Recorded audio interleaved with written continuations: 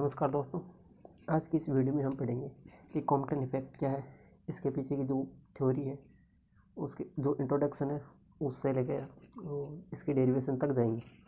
तो वीडियो में अंत तक बने रहना। आपको ये मैटर नहीं करता कि आपने पहले कॉम्पटन इफेक्ट पढ़ा है या नहीं पढ़ा, क्योंकि जो इसका जीरो लेवल है वहाँ से शुरू करेंगे और इसको मैक्सिमम नंबर तक लेके जाएंगे ताकि सबको समझ में आ सके। इसलिए बिना किसी टाइम वेस्ट के वीडियो को शुरू करते हैं। और जो इसका सोर्स होगा वो होगा हमारे पास ये बुक है क्वांटम मैकेनिक्स की, तो इससे पढ़ेंगे। तो देखिए क्या जो आज का टॉपिक है हमारा वह कॉम्पटन इफेक्ट। कॉम्पटन इफेक्ट है क्या, पहले तो ये देखिए इसका एक्सपेरिमेंट कैसे हुआ, उसके बाद क्लासिकल मैकेनिक्स है जो हमारे पास क्लासिकल फिजिक्स है उसको क्यों एक्सप्लेन नहीं कर पाई, उसके बाद क्वांटम से किस तरह एक्सप्लेन हो रहा था उसका बारे में हम इंट्रो लेंगे। तो देखिए ये दिया गया था जो हमारा कॉम्पटन है उसके द्वारा दिया गया था, एच कॉम्पटन के द्वारा। और जो इसकी स्टडी हुई थी वो देखिए किस ईयर में हुई थी। तो देखते हैं कि कहाँ से इसकी स्टडी हुई थी। ये दिया गया था 1923 में, कॉम्पटन ने बताया। अब देखिए पहले इसके पीछे की बात जानते हैं कि क्लासिकल मैकेनिक्स है जो हमारे पास क्लासिकल फिजिक्स है वो उसको एक्सप्लेन क्यों नहीं कर पाई। आपके पास कोई फ्री इलेक्ट्रॉन है, इसको फ्री इलेक्ट्रॉन क्यों कहा गया इसकी भी हम चर्चा करेंगे। यहाँ पर कोई मेटल है जैसे कार्बन या एल्यूमिनियम को कोई जो मेटल है वो रखी हुई है और यहाँ से कोई ऊर्जा एनर्जी जिसकी ई है वहाँ से एक अक्सरे वो इस पर इंसिडेंट हो रही है। ये हमारी रेफरेंस लाइट। तो अक्सरे है तो अक्सरे में फोटोन होंगे, अक्सरे वो फोटोन को कंसिस्ट करेगी। तो इसमें फोटोन है। इस अक्सरे है जो बीम है उसमें फोटोन है बहुत सारे। वो इस जो ये इलेक्ट्रॉन है इसको कहा रेस्ट इलेक्ट्रॉन। ये हमारा रेस्ट इलेक्ट्रॉन है। ये कोई एक्सरे है जिसकी एनर्जी हमारे पास ई है, मोमेंटम पी है, और ये एक रेस्ट इलेक्ट्रॉन उस पर इंसिडेंट हो रहा है। तो इंसिडेंट होने के बाद जो हमारा फोटोन है, फोटोन किसी एंगल थीटा पर स्कैटर्ड हो जा रहा है, और जो हमारा इलेक्ट्रॉन है ये फोटोन स्कैटर्ड हुआ है, और ये जो इलेक्ट्रॉन है रिकॉइल इलेक्ट्रॉन ये किसी एंगल फाई पर स्कैटर्ड हो जा रहा है। अब आपको ध्यान में रखना है कि ये इलेक्ट्रॉन है वो तो फाई एंगल पर स्कैटर्ड हो जा रहा है, और जो हमारा फोटोन है वो किसी एंगल थीटा पर स्कैटर्ड हो जा रहा है, क्योंकि इसका डेरिवेशन होगा जब आप न्यूमेरिकल को हैंडल करोगे तब इसमें वो बहुत यूजफुल होते हैं। अब देखिए यहाँ एनर्जी है ई, और स्कैटर्ड होने के बाद एनर्जी कुछ ई प्राइम हो जा रही है, मोमेंटम पी प्राइम हो जा रहा है, और जो हमारी एनर्जी होती है एच न्यू। तो और इसकी वेवलेंथ मान लीजिए तो इंसिडेंट रे है, इंसिडेंट अक्सरे उसकी वेवलेंथ हमारे पास लैम्डा है, और स्कैटर्ड हो जाने के बाद जो इसकी वेवलेंथ है वो कुछ लैम्डा प्राइम हो जा रही है। अब देखिए जो एक्सपेरिमेंट है वो तो हो चुका था कि यहाँ से कोई एक्सरे है बीम है, वो फ्री इलेक्ट्रॉन उस पर इंसिडेंट होती है। इंसिडेंट होने के बाद जो हमारे फोटोन है वो किसी एंगल थीटा पर स्कैटर्ड हो जा रहे हैं, और जो हमारा इलेक्ट्रॉन है रेस्ट इलेक्ट्रॉन वो किसी एंगल फाई पर रिकॉइल हो जा रहा है। उसके बाद देखिए क्या हुआ, तो जो इसकी एनर्जी पहले तो थी ई, इंसिडेंट होने से पहले जो एक्सरे उसकी एनर्जी थी ई, इंसिडेंट होने के बाद एनर्जी ई प्राइम, वेवलेंथ थी लैम्डा, और जो हमारे पास फोटोन की वेवलेंथ है वो लैम्डा प्राइम रिकॉइल होने के बाद। तो ये हो रहा था कि जो हमारे पास लैम्डा प्राइम है वो लैम्डा से ज़्यादा है, यानी कि जो स्कैटर्ड फोटोन है उसकी wavelength is greater than the incident photon, the wavelength of incident photon. अब हो जा रहा था ये। अब क्लासिकल फिजिक्स इसको एक्सप्लेन कर, जो हमारे पास क्लासिकल फिजिक्स है वो एक्सप्लेन क्यों नहीं कर पाई। वो इस जो एच कॉम्पटन है उन्होंने इसमें क्या मॉडिफिकेशन किया ये क्या अपना जो थ्योरी दी ताकि वो इसको एक्सप्लेन कर पाए। अब देखिए ये तो हो जा रहा था, देखिए क्या हुआ कि आप पहले देखते हैं क्लासिकल फिजिक्स क्या बताती है इसके बारे में। अकॉर्डिंग टू क्लासिकल फिजिक्स,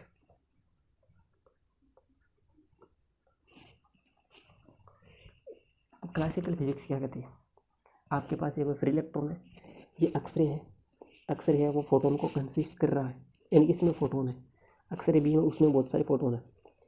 अब ये इलेक्ट्रॉन फ्री इलेक्ट्रॉन है, ये स्कैटर्ड हो जा रहा है, जो फोटोन है वो है एंगल थीटा है जिसका, और ये रिकॉइल इलेक्ट्रॉन है जिसका एंगल फाई है।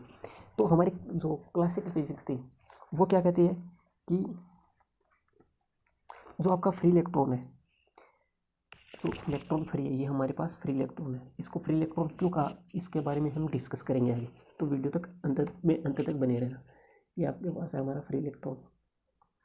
इलेक्ट्रॉन क्लासिकल फिजिक्स के अनुसार फ्री इलेक्ट्रॉन पर जब अक्सर इंसिडेंट होती है, ये अक्सर है, ये इस फ्री इलेक्ट्रॉन पर इंसिडेंट हो रही है, तो इसकी एनर्जी, अब देखिए हमारे पास ये कुछ जो हमें चाहिए वो, ये हमारी कोई अक्सरे बीम है, ये स्ट्रेन अक्सरे, जिसकी एनर्जी ई है, मोमेंटम पी है और वेवलेंथ लैम्डा है। तो ये जब किसी फ्री इलेक्ट्रॉन पर इंसिडेंट हो जा रही है तो जो अक्सरे है उसकी जो एनर्जी है वो हाई है, जो हाई एनर्जी है वो जब इस पर इंसिडेंट होगा तो ये अपनी हाई एनर्जी को इस इलेक्ट्रॉन को दे देगा, तो ये इलेक्ट्रॉन इस जो अक्सरे जो फोटोन था उसकी एनर्जी को अब्जॉर्ब कर लेगा। उसके बाद देखिए क्या हुआ, और इंसिडेंट अक्सर फ्री इलेक्ट्रॉन को ऑसिलेटरी इलेक्ट्रिक फील्ड प्रोवाइड करेगा। जो फोटोन है, फोटोन आएगा तो इसके पास जो ऑसिलेटरी इलेक्ट्रिक फील्ड है वो इस इलेक्ट्रॉन के द्वारा ऑब्जर्व कर लिया जाएगा, क्योंकि इसके पास हाई एनर्जी है, हाई एनर्जी है वहाँ पर इलेक्ट्रिक फील्ड है जो ऑसिलेटरी, वो ये इलेक्ट्रॉन फ्री है, मेटल की सरफेस है उस पर फ्री इलेक्ट्रॉन है, तो यहाँ से ये इस फोटोन की जो ऊर्जा है उसको ऑब्जर्व कर लेगा, यानी कि ग्रहण कर लेगा। उसके बाद देखिए क्या हुआ, फिर ऑसिलेटरी जो इलेक्ट्रिक फील्ड है उसको ऑब्जर्व करेगा, उसके बाद और जिसके कारण जो फ्री इलेक्ट्रॉन है वो ऑसिलेटरी मोशन करना शुरू कर देगा। यहाँ से इसके पास ऑसिलेटरी इलेक्ट्रिक फील्ड था, ये फ्री इलेक्ट्रॉन उस ऑसिलेटरी इलेक्ट्रिक फील्ड को ग्रहण कर लिया। उसके बाद ये जो फ्री इलेक्ट्रॉन है ऊर्जा आई, उसने इसको ग्रहण कर लिया, उसके पास पहले थी ऊर्जा एनर्जी थी, इस इलेक्ट्रॉन ने ग्रहण कर ली, ग्रहण कर ली, ग्रहण कर ली, तो इसके पास ऑसिलेटरी इलेक्ट्रिक फील्ड था अक्सरे के पास, इसके पास था ऑसिलेटरी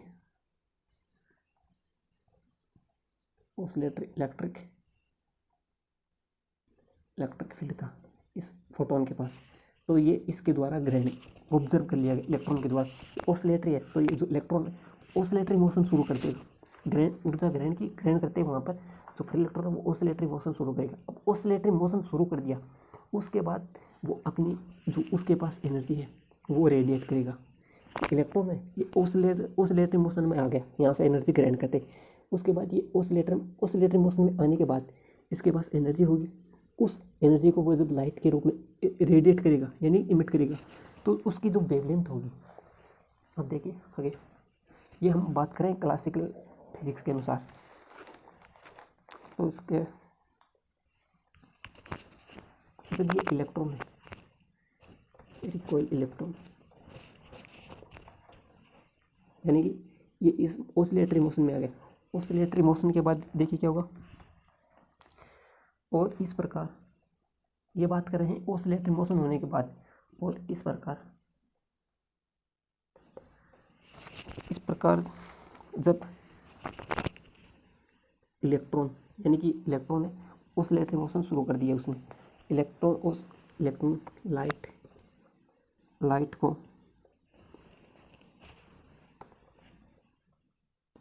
रेडिएट यानी कि उत्सर्जित करेगा, रेडिएट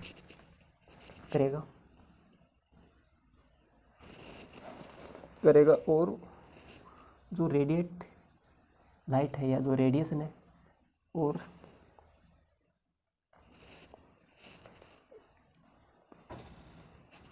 उसकी जो लाइट रेडिएट हो रही है उसकी वेवलेंथ है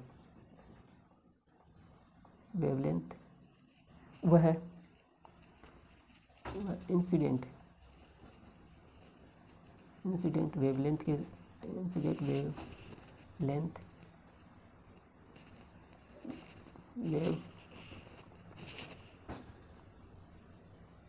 वेवलेंथ के सेम होगी। ये हम क्लासिकल फिजिक्स के अनुसार पढ़ रहे हैं। और जो इंटेंसिटी है, और इंटेंसिटी वह है, इंटेंसिटी जो आई है, इंटेंसिटी को हम आई से डिनोट करेंगे। Intensity I depend on the intensity जो इंसिडेंट हो रही, intensity of the incident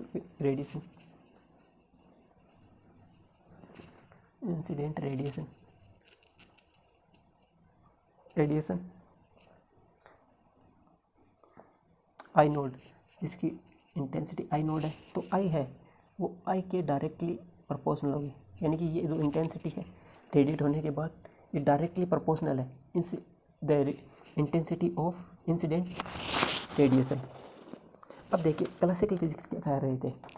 classical physics कह रही है यहाँ से कोई फोटोन आ रहा है, उसके पास ऑसिलेटरी इलेक्ट्रिक फील्ड है, वो इलेक्ट्रिक फील्ड जो एनर्जी है वो इस फ्री इलेक्ट्रॉन के द्वारा ऑब्जर्व कर ली जा रही है।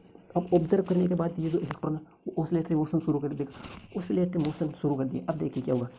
अब जब ऑसिलेटरी मोशन शुरू कर रहा है उसके बाद उसके पास जो एनर्जी है वो उसको जब लाइट के फॉर्म में जब रेडिएट करेगा, तो रेडिएट करने के कारण जो उसके पास वेवलेंथ होगी, रेडिएट होने के बाद जो, या मान लीजिए ये फ्री इलेक्ट्रॉन था, ये इलेक्ट्रॉन फ्री था, यहाँ से यहाँ के बाद उसने एनर्जी रेडिएट की लाइट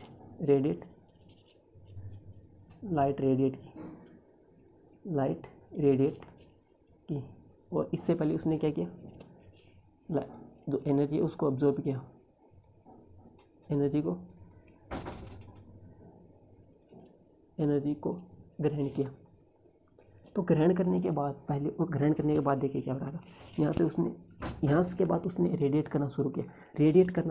लाइट के साथ वेवलेंथ होगी, तो जो वेवलेंथ है इस रेडिएट हो रही उसके उस लाइट के पास जो वेवलेंथ है और जो इंसिडेंट लाइट है या जो रेडिएशन उसकी वेवलेंथ है, क्लासिकल फिजिक्स कह रही थी ये दोनों सेम है, तो उसकी वेवलेंथ और जो इंसिडेंट वेव है जो वेवलेंथ है उसकी सेम होगी। ये क्लासिकल फिजिक्स कह रही थी।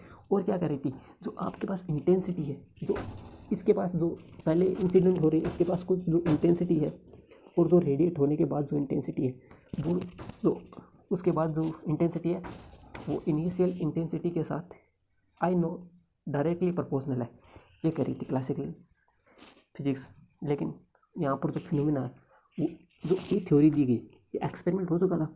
अब एक्सपेरिमेंट होने के बाद इसको एक ऐसी थ्योरी मिलनी चाहिए ताकि वह थ्योरी उस एक्सपेरिमेंट को सही तरीके से प्रूव कर सके। लेकिन क्लासिकल फिजिक्स ने ये दो जो कारण बताए, ये दोनों इसको पूरी तरीके से संतुष्ट नहीं कर पाए।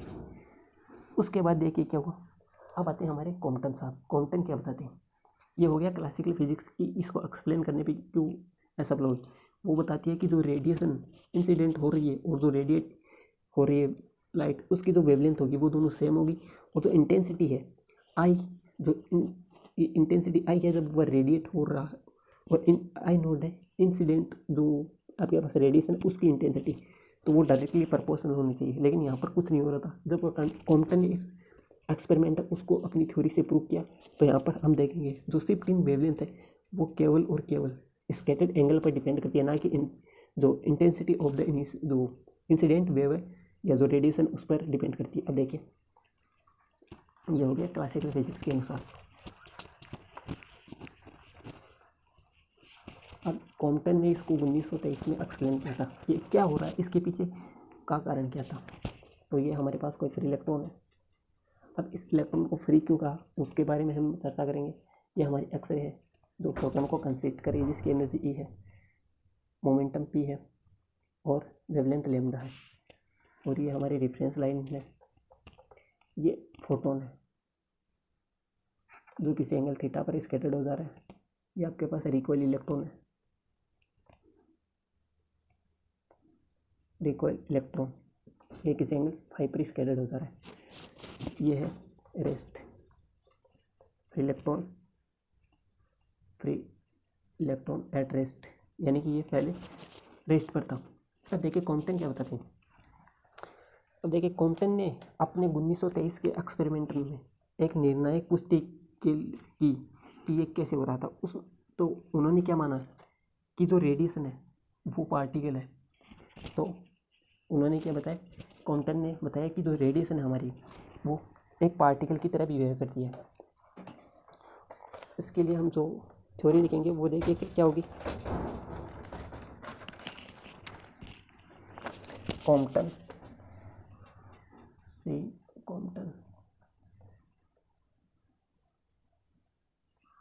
was able to explain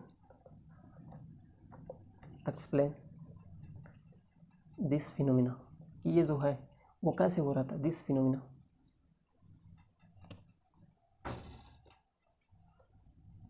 using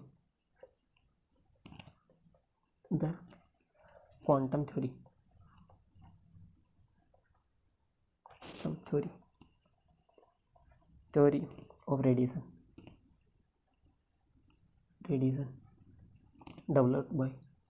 developed by Max Planck and Einstein। तो जो कॉम्पटन साहब थे उन्होंने माना कि जो हमारी रेडिएशन है और ये जो कॉम्पटन इफेक्ट है वो इसकी पुष्टि करता है, जो हमारी रेडिएशन है। क्योंकि यहाँ पहले इस पर भी तो कॉन्ट्राडिक्शन था कि आपके पास जो रेडिएशन है वेव नेचर शो करती है या पार्टिकल नेचर शो करती है। तो उसके लिए अलग अलग एक्सपेरिमेंट है। उसके बाद पता चला कि जो हमारी रेडिएशन है, जो हमारी वेव है, जो रेडिएशन होती है वो कहाँ पर तो जो पार्टिकल नेचर शो करती है और कहाँ पर वेव नेचर शो करती है। तो उसके बाद जो एक्सप्लेनेशन दी गई वो दी गई कि जो हमारी रेडिएशन होती है वो वेव नेचर शो करती है और पार्टिकल नेचर दोनों नेचर को शो करती है। तो ये जो कॉम्पटन इफेक्ट है वो बताता है कि जो रेडिएशन होती है वो हमारी पार्टिकल नेचर होती है। और इसी तरह जो फोटो इलेक्ट्रिक इफेक्ट है वो भी बताता है कि जो हमारी रेडिएशन होती है वो एक पार्टिकल नेचर को शो करती है। अब देखिए Compton was able to explain this phenomena. Compton इस पर जो ये एक्सपेरिमेंट हुआ था, एक्सपेरिमेंट तो हो चुका था, अब इस एक्सपेरिमेंट को प्रूव करने के लिए एक वेन थ्योरी चाहिए कि ऐसी आपको पास थ्योरी होनी चाहिए जो इस एक्सपेरिमेंट को प्रूव कर सके। क्लासिकल जो फिजिक्स है वो जो थ्योरी आई क्लासिकल फिजिक्स है वो तो इसको एक्सप्लेन करने में एनेबल थी। उसके बाद कॉम्पटन है, कॉम्पटन बताते हैं कि ये तभी प्रूव हो सकता है जब आप रेडिएशन है उसको आप पार्टिकल की तरह बिहेव करो। क्योंकि इससे पहले तो यही पता था कि जो हमारी रेडिएशन है वो वेव नेचर की तरह बिहेव करती है। तो यहाँ पर ये सभी लगा रहे थे कि रेडिएशन है वो वेव नेचर है और वेव नेचर की जो प्रॉपर्टी है वो यहाँ पर यूज कर रहे थे। लेकिन उसके बाद पता चला कि रेडिएशन है वो एक पार्टिकल नेचर भी शो करती है। क्योंकि उससे पहले मैक्स प्लांक और आइंस्टीन ने जो क्वांटम थ्योरी डेवलप की थी उसका उपयोग करके कॉम्पटन ने इस एक्सपेरिमेंट को प्रूव किया। अब देखिए क्या कॉम्पटन क्या सोचते हैं। He consider the incident X-ray consider the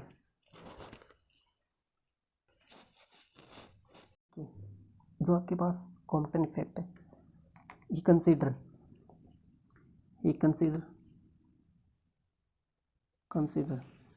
the incident X-ray as a stream of a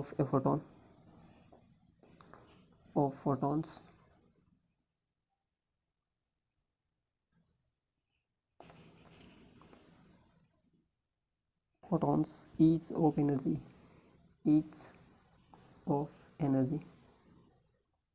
h nu and momentum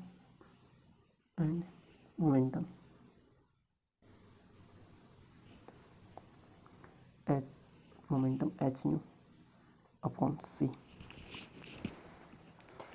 ये कॉम्पटन के द्वारा कहा गया कि he consider that incident X-ray as a stream of photon each of energy h nu and momentum h nu कौन सी, यानी कि जो एक्सरे है वो फोटोन को कंसिस्ट कर रही, उसके पास कुछ न कुछ एनर्जी होगी, उस एनर्जी को कहा गया एच न्यू, और उनके पास मोमेंटम है उसको कहा गया एच न्यू कौन सी।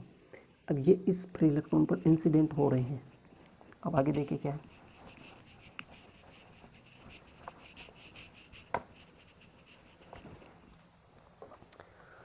उसके बाद क्या बताया गया कि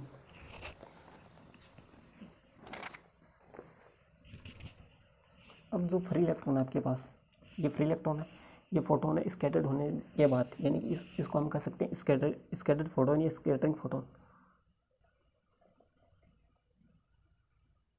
स्कैटर्ड फोटोन ये स्कैटर्ड हो जा रहा है, यानी कि इससे कुछ एंगल पर मुड़ जा रहा है। अब देखिए क्या है, जब एक्सरे स्कैटर होती है, यानी कि जब, अब देखिए ये हमारे पास एक्सरे जो फोटोन को कंसिस्ट करे, ये फ्री इलेक्ट्रॉन उस पर इंसिडेंट होती है, इंसिडेंट होने के बाद ये किसी एंगल थीटा पर स्कैटर्ड हो जा रही है। तो स्कैटर्ड होने के बाद जो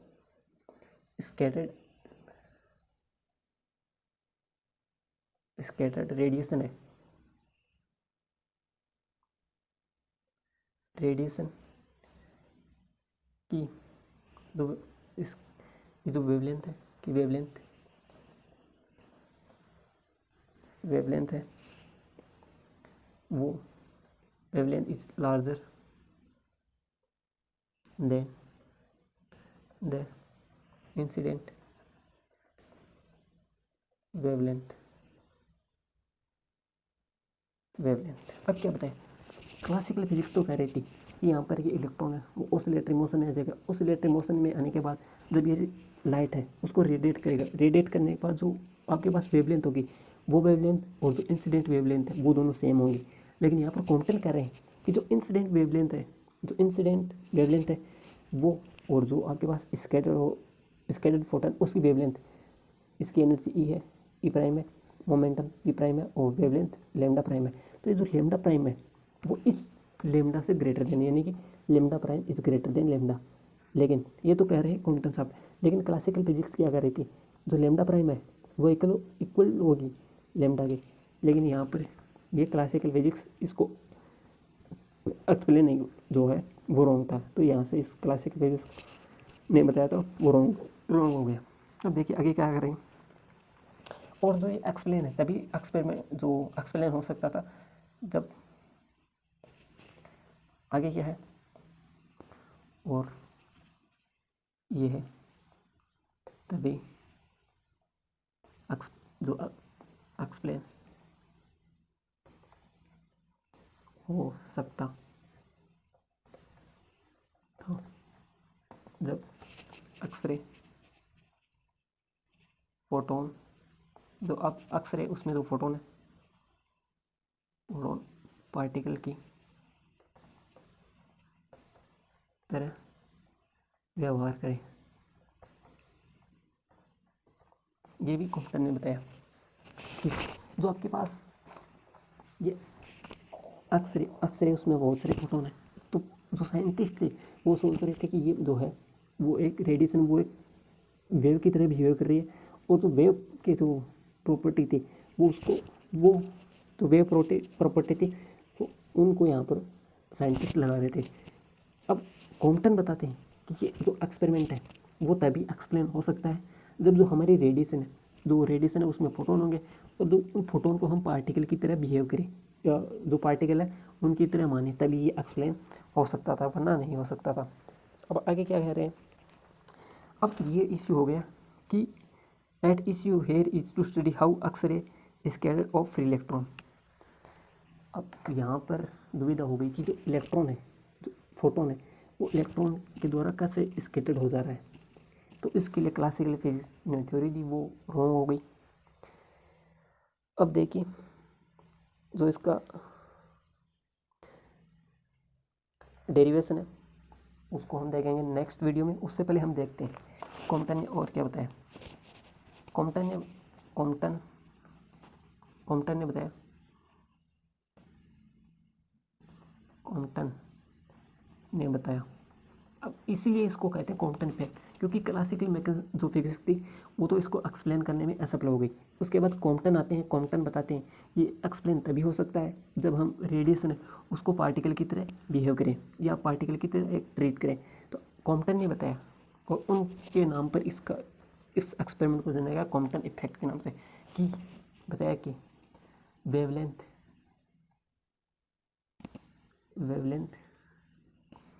of the scattered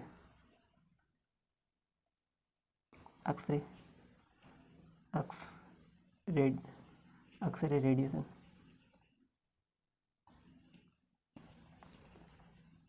increase by an amount delta lambda. ये इसको कहा, जो डेल्टा लेमडा इसको कहा गया शिफ्ट इन वेवलेंथ। ये कहा गया शिफ्ट इन वेवलेंथ।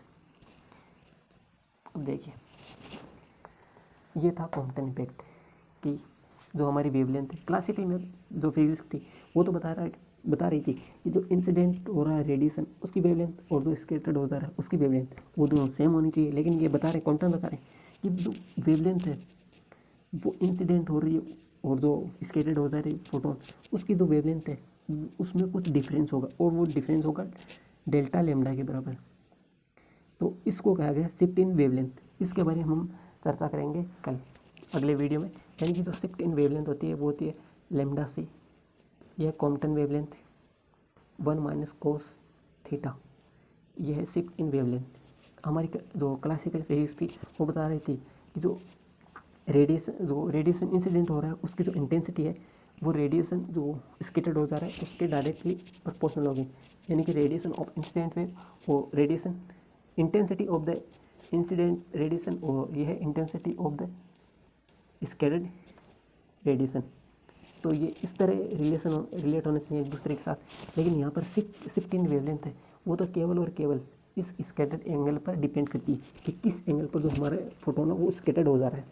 तो ये था कॉम्पटन इफेक्ट के बारे में चर्चा कि क्या इसका इंट्रोडक्शन है, किस तरह क्लासिकल जो फिजिक्स है वो इसको एक्सप्लेन नहीं कर पाई और कॉम्पटन ने ऐसा क्या किया इसके साथ ताकि वो इसको एक्सप्लेन करने में इसको एक्सप्लेन कर पाए। तो ये था कॉम्पटन इफेक्ट के बारे में एक ब्रीफ इंट्रो। अब इसके अगले वीडियो में देखेंगे हम इसकी डेरिवेशन। तो वीडियो और इसको फ्री इलेक्ट्रॉन क्यों कहा गया, क्योंकि हमने बात की थी कि ये इलेक्ट्रॉन फ्री है। अब इसको फ्री इलेक्ट्रॉन कहने के पीछे जो रीज़न है उसके बारे में चर्चा करेंगे, वो होगी नेक्स्ट वीडियो में। Thank you for watching this video. और अभी तक आपने हमारे चैनल को सब्सक्राइब नहीं किया तो सब्सक्राइब कर सकते हैं और बेल बटन को प्रेस कर सकते हैं। Thank you for watching this video.